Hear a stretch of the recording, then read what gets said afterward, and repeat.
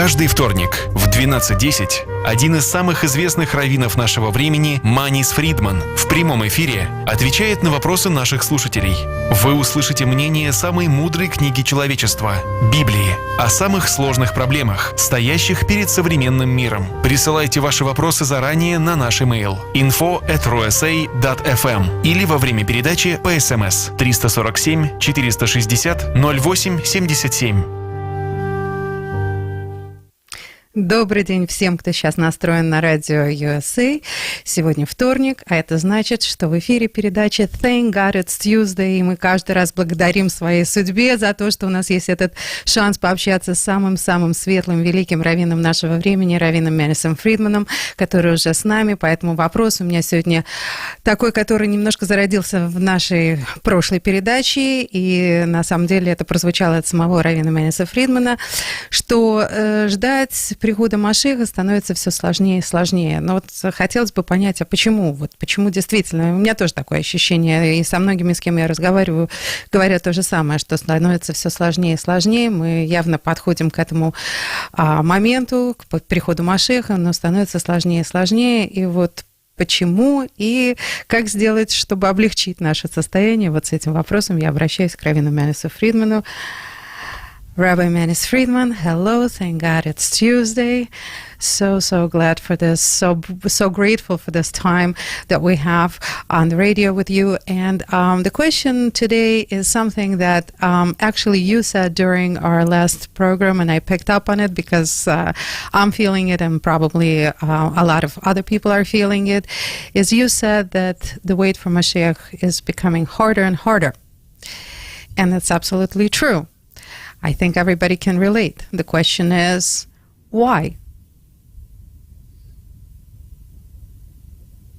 Why is it getting harder? Yes. Because it's so overdue already. It's not like something that could happen and we're hoping it does. It's not it could happen. It must happen. It's like, you sit on an airplane for 8 hours and you're okay. But if after landing there's a little delay with with getting off, it's so aggravating. Like, now we have to wait? We've waited long enough, right? So when you get so close to the conclusion, every delay is aggravating. Because there doesn't seem to be a good reason for the delay. So yes, it's becoming a little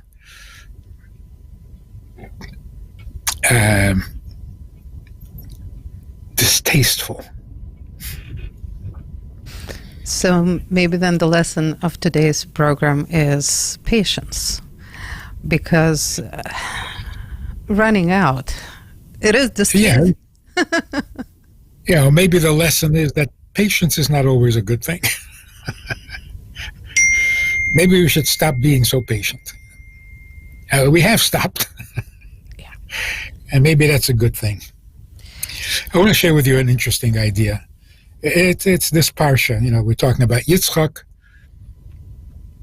Compared to Avraham, whose life is very vividly described in the Torah, you get a pretty good picture of who Avraham was. Even in his private life, his relationship with his wife, it's pretty graphic. Yaakov, there's so much about Yaakov. We get to know him pretty well too. Yitzchak,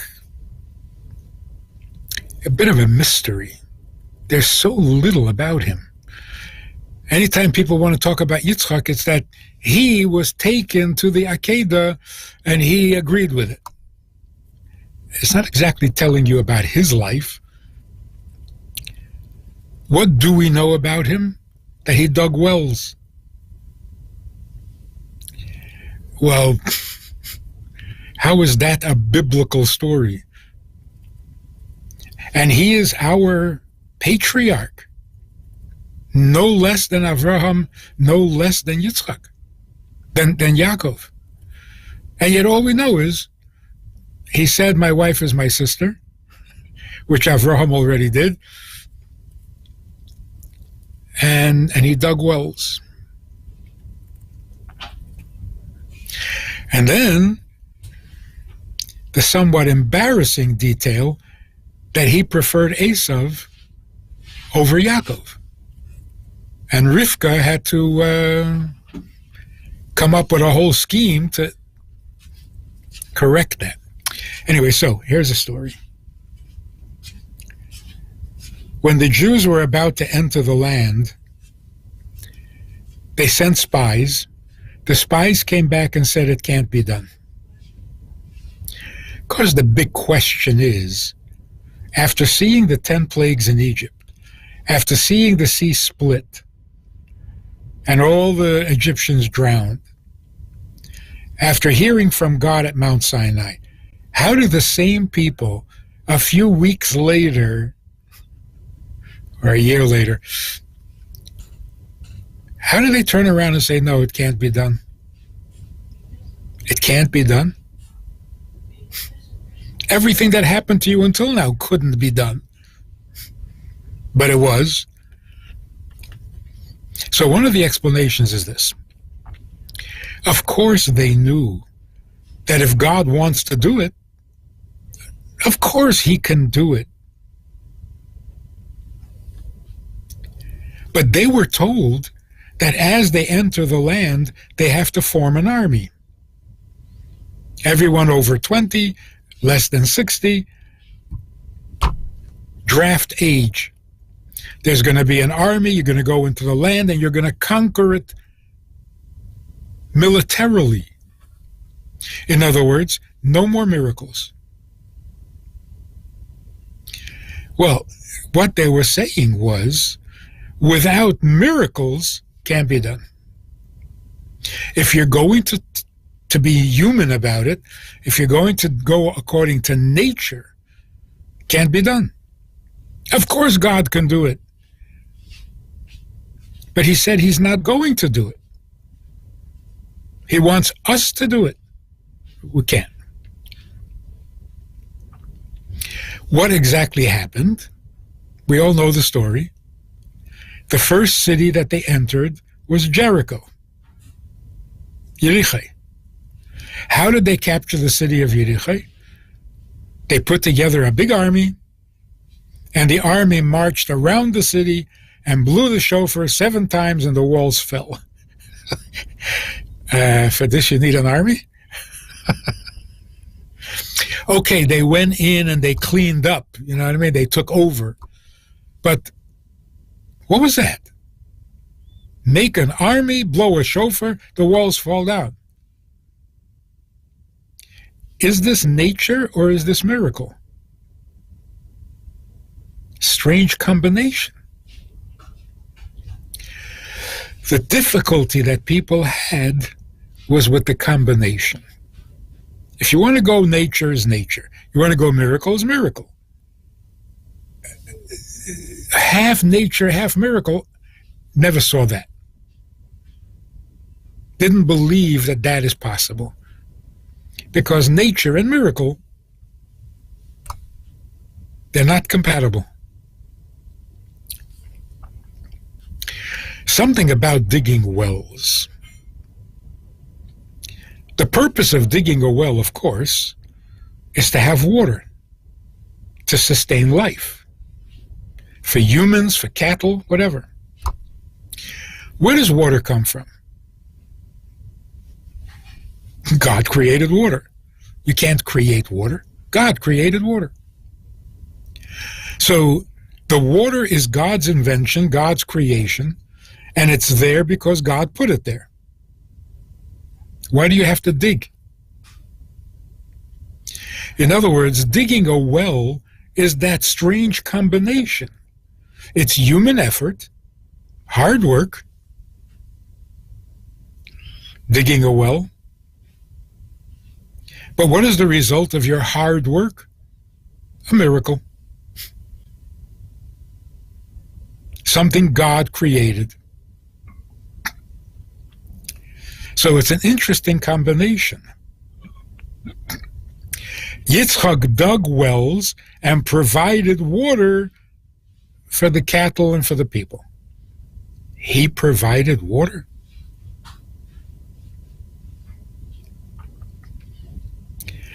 He made it possible for the God-given water to be available to the people who need it. So is it an act of God, or is it a human obligation, accomplishment? Is it to his credit that there's water? Strange combination. So the digging of wells was actually Yitzchak's way of saying, my father was all miraculous. He brought God to people who knew nothing. But you got to combine. It can't be all miraculous. There's a need for human effort. And the human effort is significant. It's not just fulfilling some obligation to sweat a little bit. No, you're actually making it happen. But you're making something godly happen. Interesting combination. The same is true with the Bet HaMikdash. The third Bet HaMikdash, we are told, will never be destroyed. Cannot be destroyed. Why? Because unlike the first two, it will not be built by humans. The third Bet HaMikdash, the third temple, won't be built by Solomon. It will be built by God himself in heaven, and then at the right time it will come down to Yerushalayim. Yeah, so if it's done by God's hand, no human being can destroy it. But then the Rebbe asks, and only the Rebbe would ask such a question, but where's the human input? There's a commandment, make me a sanctuary and I will live among you, God says. So there's a mitzvah to make the temple. We need to create a place for God, like invite him and prepare the room for him. And so if he is building it, if he's doing it himself, isn't it lacking the human input? So one of the answers, technically, is the building will come down from heaven, but Moshiach, a human being, will put on the doors, like the finishing touch. So it'll be like a human being completed. The Rebbe says, much more than that. This miracle of a heavenly temple coming down to earth is a direct result of human effort. Not in a one-time project. The human effort throughout the 1,000 years of exile in which we have been building that temple. Are we building the temple? Isn't it coming down from heaven? You see, same combination. We work and we toil and we sacrifice and we prepare the temple, and then it comes down from heaven. Just like digging a well. You dig, you schwitz, you suffer the heat, and then all of a sudden, whoop, there's water. Water that you cannot create.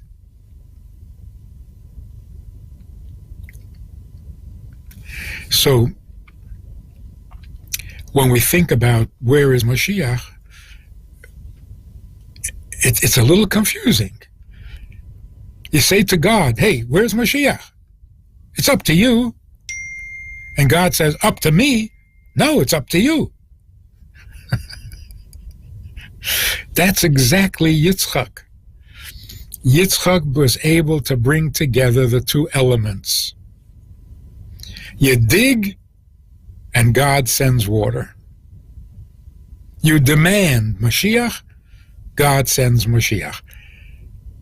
So how did Mashiach come to be? Through humans or through God? Yes. There are many people who have great faith.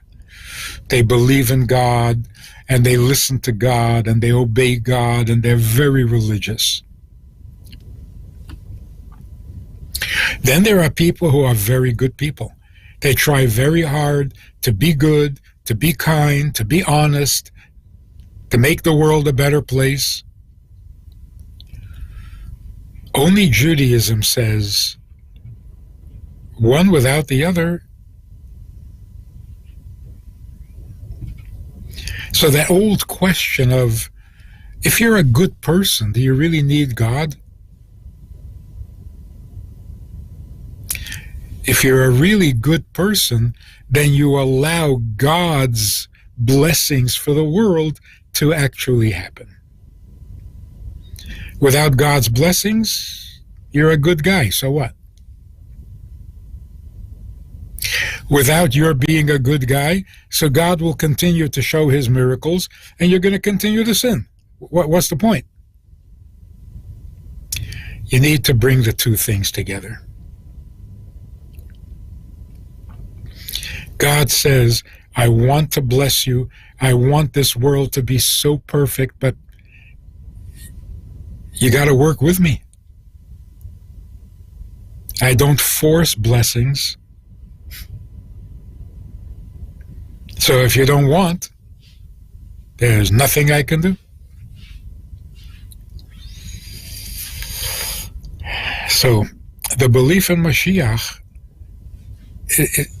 it's not terribly complicated, but it's not so simple.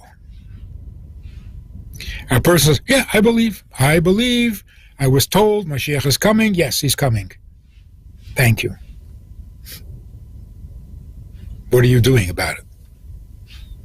What am I doing about it? I can't make Mashiach. Whenever God decides, the Rebbe came along and said, no. Whenever God decides, it's long overdue, and God may have already decided that now is the time for Mashiach. But if we're too distracted to even notice, well, that doesn't work. Which explains a very enigmatic statement. On the one hand, we have to say every single day, I believe with absolute conviction and faith in the coming of Mashiach today. What does that mean? It means that there is absolutely no reason why Mashiach can't be here now. And if he doesn't come today, wonder of wonder, miracle of miracles. Doesn't make sense. On the other hand, we are told that Mashiach will come by surprise. We will be surprised by his arrival. Now, if we talk about it every day, and we demand it every day, how can it be a surprise? Same idea. We work at it, we do it, we believe it, we ask for it, and when it happens, whoa. Like all of a sudden, after months and months of digging, suddenly there's water. Because you never know when the water is finally going to be reached. But it's more than that. It's that here I think I'm really working hard and doing something really constructive, productive, and then the water comes and you realize there's no way I can make water. There's no way I can take credit for this. Same thing with Mashiach. We have to make Mashiach possible. But when Mashiach comes, we will realize, I could never make this happen. This is divine. This is. Or as one rabbi said, as much as we talk about Moshiach, we will be totally surprised by what Moshiach is. Somebody asked a rabbi, what's going to happen if Moshiach comes and I don't believe in him? I don't accept him. And the rabbi said, if you don't accept him, I won't either.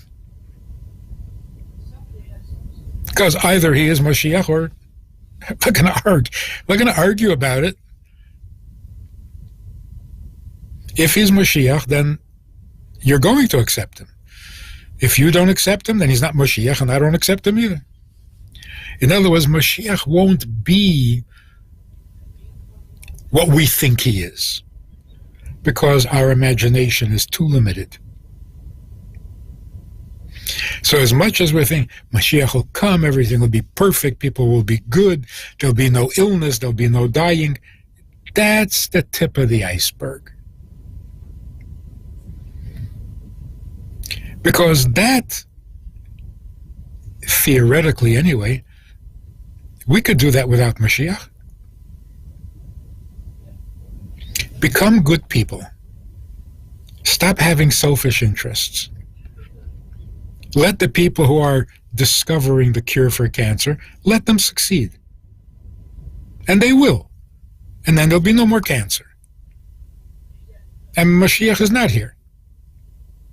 And then do a little more research, find out what the aging process is all about, master the genetic codes, and fix everything that needs to be fixed. We can't do that without Mashiach. I wouldn't hold my breath. But at least in theory, it's all doable. So all of these things we think Mashiach is going to bring, we don't really need Mashiach for that.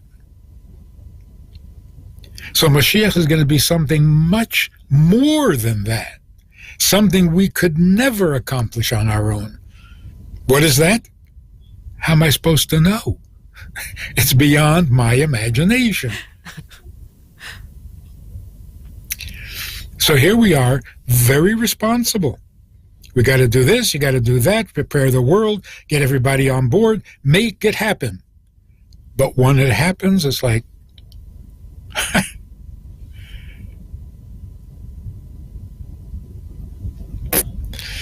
it's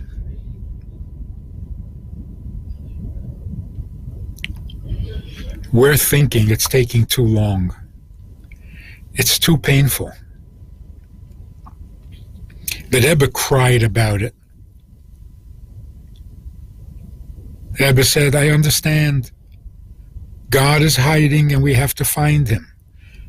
We have to search. We have to seek. But how long? How long can we seek? Seek on Mondays, seek on Tuesdays, seek on... And the Rebbe started to cry.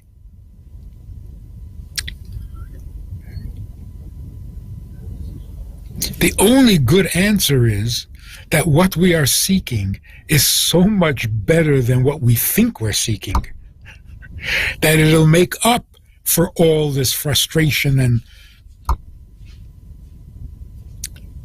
agony.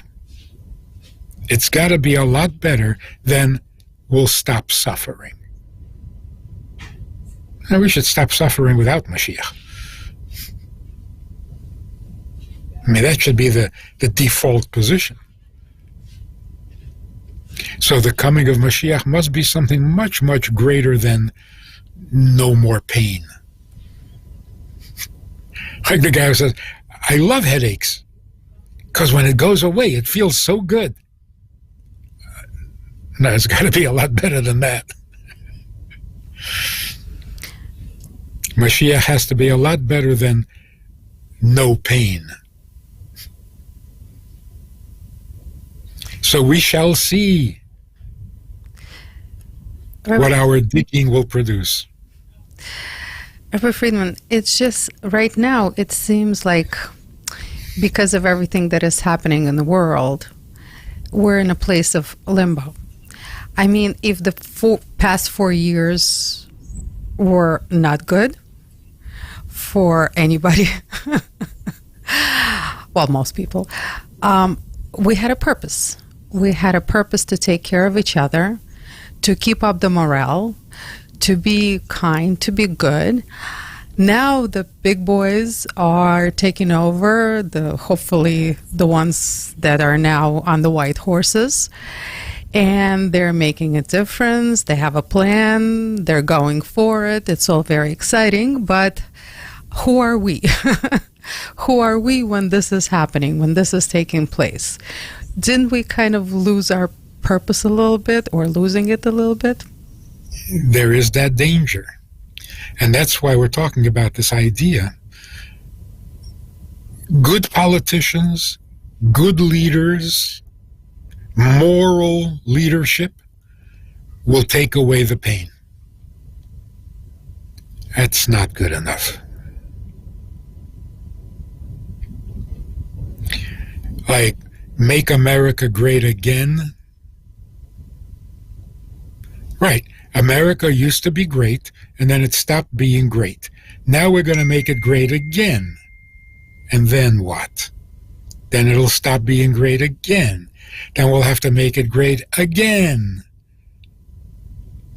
That can happen without Moshiach. It's not good enough. If it can go bad again, and we have to make it great again, Mashiach is not here. So yes, we can make it painless without Mashiach. But don't equate that with Mashiach. And let's not settle for a great again. That's what human beings can do. But we know human beings can only produce man-made solutions. We want something better. So even though, we talked about it last time, even though we vote for your candidate, believe in Moshiach. The candidate will take away the pain so that we can get on with Mashiach. But not that that is Mashiach. So if all anti-Semitism disappeared from the world, good enough? Magnificent. Not good enough. Because there never should have been anti-Semitism. So if there's no anti-Semitism, what have we accomplished? Got rid of something that should never have been. Not good enough. Give me something that was never possible, and now it becomes possible.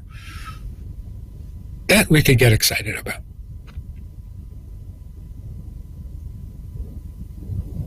Rabbi Friedman, I will never forget the mantra that we heard from you when COVID happened and everything was scary, lockdowns, masks, uncertainty. And the mantra was optimism, positivity, kindness. And realistically, it was the best thing to just keep on repeating to yourself, understanding that this will pass and there's going to be light after this period. And, you know, we are seeing the light at the end of the tunnel. But what is the mantra when times are good? Bezrat Hashem, they're almost here. You know, that was the mantra for, you know, how to overcome. But to be a mensch, to be somebody who can still produce, have a purpose and bring to this life, but it seems that, you know, it's easier to produce and matter when times are tough. What about when times are good? Good times is a challenge in itself. Absolutely right. in some way an even bigger challenge.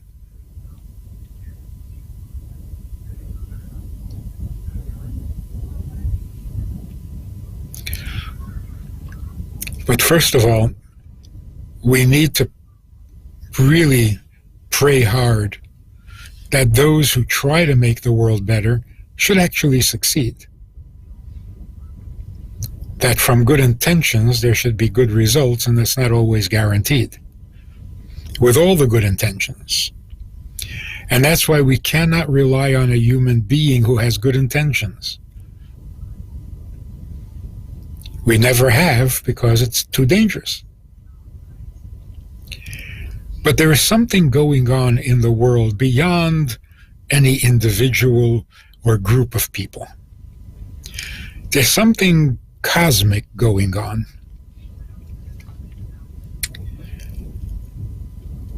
As popular as anti-Semitism became since October 7th, that's how quickly it'll disappear. And it is disappearing. It was perfectly okay to be anti-Semitic until about 2 weeks ago. Now all of a sudden it's soften it up a little bit. It's not so, don't be so proud of yourself if you're an anti-Semite. Right?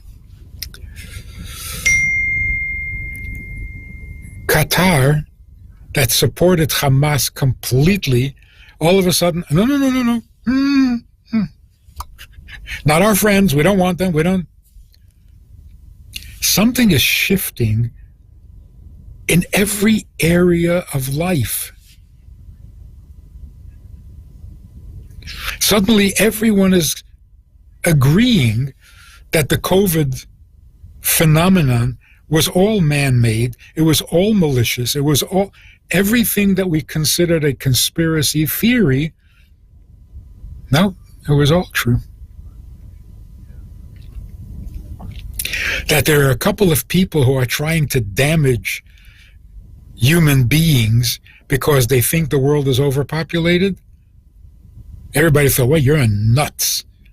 You're a nutty conspiracy theorist, and there's no truth to it. Now everybody, they speak about it like it's a fact. Evolution, the god of modern science.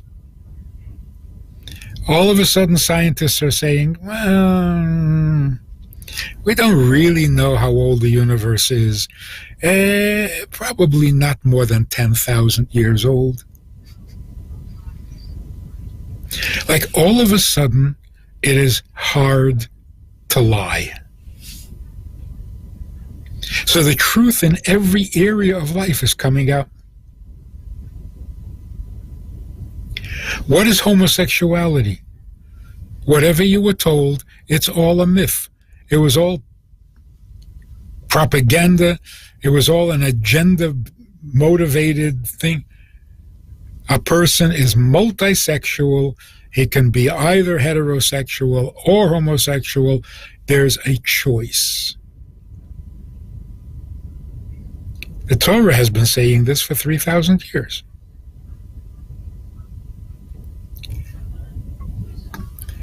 Everything we thought was not correct in the Torah suddenly is turning up correct. This is way beyond politics. It's way beyond politicians. No one can take credit for this. It's either the result of collective goodness over the years, millennia, or it's divine intervention. No one or no group can take credit for this. That suddenly the truth is available, suddenly the truth is attractive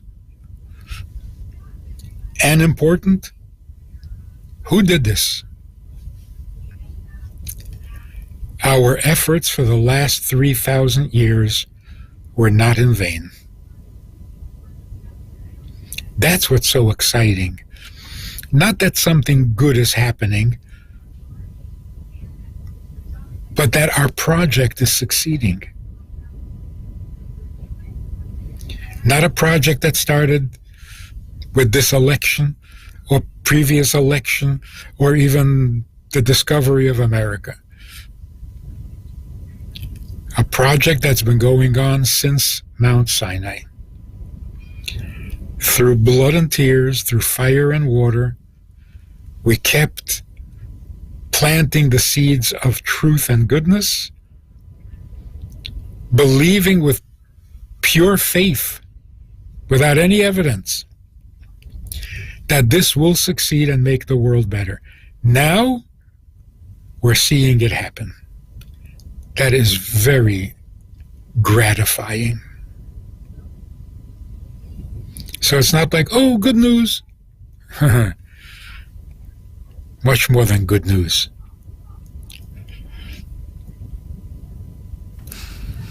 We have been vindicated. It was right to continue to believe when everyone else lost their faith. It was right to stay optimistic when everyone went pessimistic. It was right to look only for the good and overlook the bad in some way. It was right. Rabbi Friedman, how do we speak to those who say, what do you mean it's Torah? It's Trump. Trump won the election and the whole thinking switched, changed, shifted. This is what happened. The world is afraid. Trump is making it happen. What do we say to those people? Who made Trump happen? His father? No.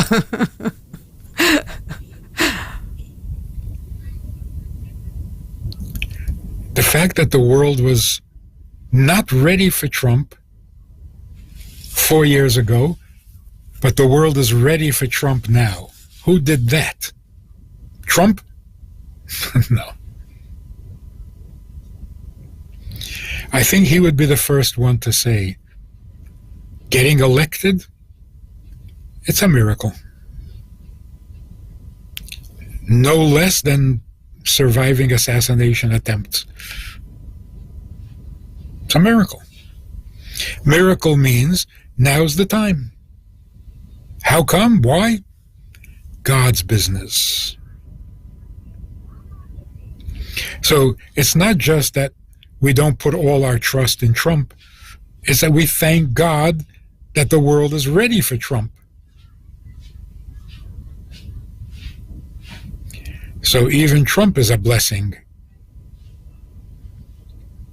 not of his own doing. So we gotta pray for the success of a government. In this case, we have to pray that he succeeds. If he means to do well, that's to his credit. Whether all of his intentions can actually be realized, long way to go. Rabbi Friedman, so what would be the mantra for good days that, God willing, are here and, God willing, we're going to see more of? You know, we just had the annual Kinnus. 6,000 Chabad rabbis got together. Yeah, I saw a cute meme. It says, class of 5785. All 6,000. Yeah. There's the joke about the guy who came to the party, 6,000 Chabad rabbis, and he said, you know, I haven't put on tefillin yet today. And that's the last thing I remember.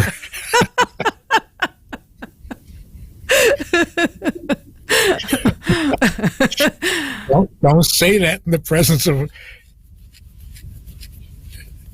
This is the marvel of it. Every speaker who was invited to speak of their success, every Chabad rabbi, no one said anything about the millions of dollars they raised for the construction of the new Chabad house. Not one. Nobody said about how packed the Chabad house was on Yom Kippur, on Rosh Hashanah, on Sukkot, on Simchas Torah. Every story they told was about one person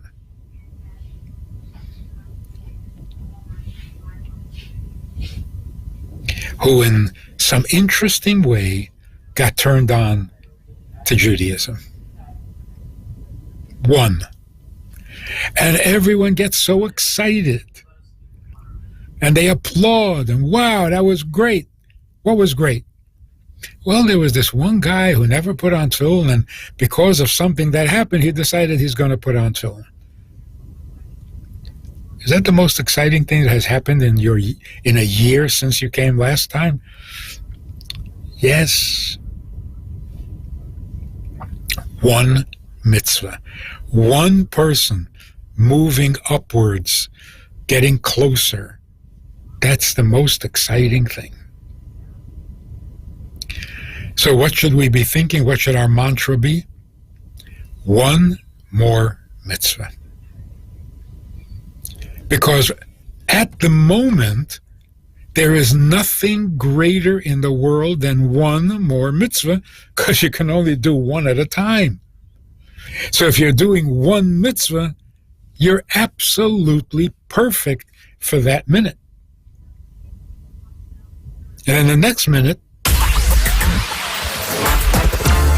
that was perfect. the next minute, you can do one more good thing. So one good thing is perfect. And it's doable. So, rather than listening to world news, which doesn't tell you anything because it's all fake, don't listen to world news. Look around your immediate surroundings. Right there, right here, right now, you can do something perfect. Rabbi Fridman, amazing. Amazing to take this away into this time that we live in. Just one more good thing, one more mitzvah. Every second is an opportunity. Thank you so, so much. This is priceless.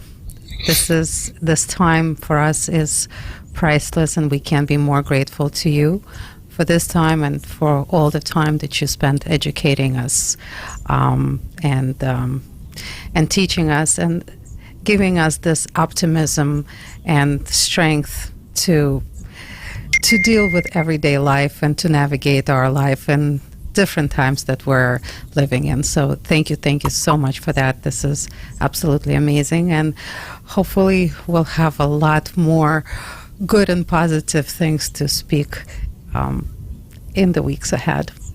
Thank you so much. We definitely will. Amen. Let's just keep our focus. Let's keep focus. Thank you. Thank you so much. Ну, а всех, кто нас слушал, большое вам спасибо.